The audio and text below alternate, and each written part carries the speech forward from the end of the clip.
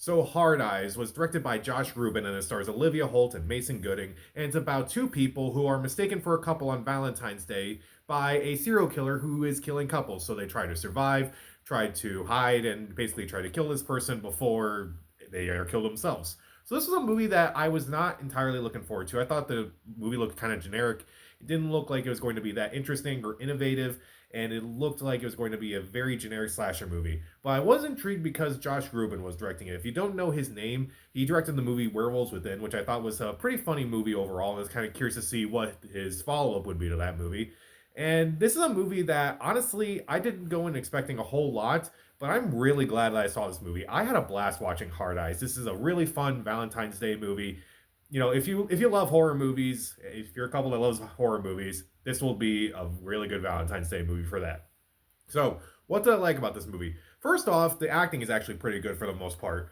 Mason Gooding and Olivia Holt, I believe their characters. I thought they were really well done. I thought their chemistry was really good, and I definitely liked their relationship throughout this entire movie. I thought they were pretty solid. Also, as far as some of the supporting characters, Jordana Brewster surprised me. I'm used to seeing her in the Fast and Furious movies quite a bit. Here, she's allowed to have a little bit more fun with her character, and I'm actually really glad for that. And I'm glad that she's actually really good in this movie. As far as anyone else, Gigi Zimbardo, who plays Olivia Holt's best friend, I thought she did a decent job, and thankfully she's not in the movie a whole lot. She's only there for a few scenes, but her brief scenes are solid.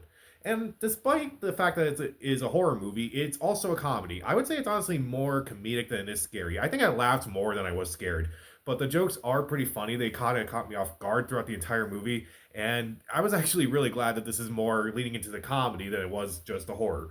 But there are some decent scares in this movie, several that kind of caught me off guard. There were several kills that were like, okay, that was actually really cool. And that was really gross. And I was like, yeah, that was brutal, but at least it's not just regular slasher and such. It's like, okay, there's actually stuff here that you can use. So it's really gross, but that's kind of what I expected from a movie like this. And I do think that the movie itself is really, really campy. It's really campy, but it is definitely fun. It's clearly a parody of itself rather than something that takes itself way too seriously. I feel like if this movie took itself way too seriously, it would not have been as fun. This movie is clearly making fun of a lot of romance movie stereotypes. Like it has, the best friend of the main character has a lot of the meet cute moments that are just, very generic from what you see in romantic comedies and such. And at least the movie, for the most part, gets pretty much every cliche out of the way. Like, if you really hate romantic comedies, you may like this movie a lot more because it doesn't necessarily rip them apart, but it definitely doesn't rely on the tropes too much. I feel like it's definitely tributing romantic comedies in a way that's both making fun of them but also embracing them. It's definitely a fun movie overall. I had a really good time watching this movie. But there were a couple things in this movie that I kind of didn't care for. Now, I mentioned that I was laughing throughout the movie, and I think it's more of a comedy than it is a horror movie.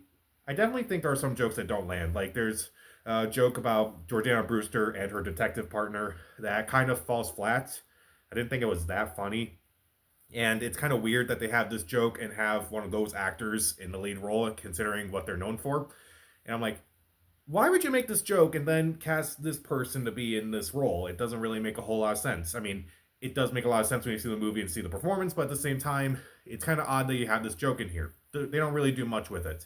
Also, there are a few jump scares I just felt were really stupid. Like they kind of have like this music that kind of like plays when something that's not scary happens, and I kind of just hate lame jump scares. Now, there are definitely some jump scares in this movie that do work, but there are some jump scares that just don't work. I felt that was very annoying. And also, the main reveal of the movie, like what's really happening, I felt was a little underwhelming. Because normally one of my favorite things about slasher movies, especially like whodunit slasher movies, like this is kind of similar to Scream in some ways. But one of the things I really like about the Scream movies is that I can go back and look at them and say, okay, this is when this person did this and when this person did that. And that's kind of the fun part of the fun of all these Scream movies. Here, I feel like it kind of does the same thing, but when you see the reveal, it's not as interesting because I feel like a lot of the mystery is taken out. And when you see the movie, you'll understand. I definitely feel like this movie is still fun overall, despite the kind of lackluster ending. But I still think this movie is a really good time. The acting. So Hard Eyes, the acting is incredible for the most part. Well, I wouldn't say incredible. It's solid for what it is.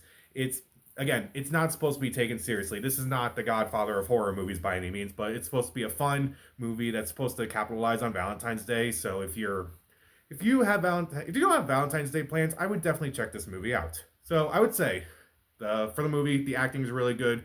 It's pretty funny. There are some decent scares. There are some decent kills. It is really campy fun. A lot of the music is pretty campy and clearly not taking itself as seriously as it possibly can. And kind of echoed. I kind of felt like it echoed a lot of music from like Psycho randomly, but I felt like that was really cool.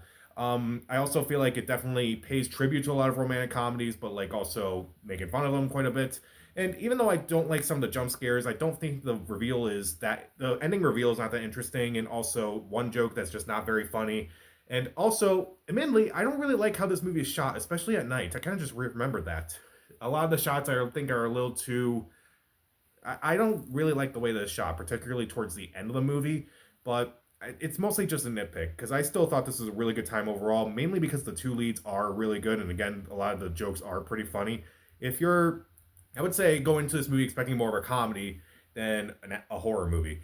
And if you have two options between this and Love Hurts, I would definitely recommend Hard Eyes over Love Hurts. So I will give Hard Eyes 3 out of 4 stars. See it.